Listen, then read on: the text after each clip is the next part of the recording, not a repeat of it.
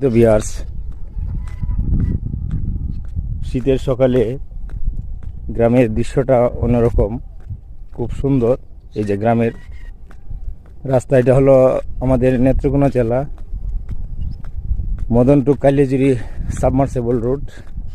সকালবেলা অনেক মানুষই শীতের সকালে হাঁটাহাঁটি করে।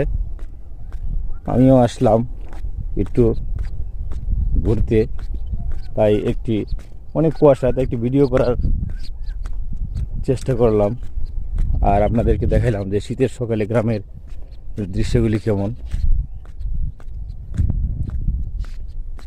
অনেক সুন্দর গ্রামের দৃশ্যগুলি,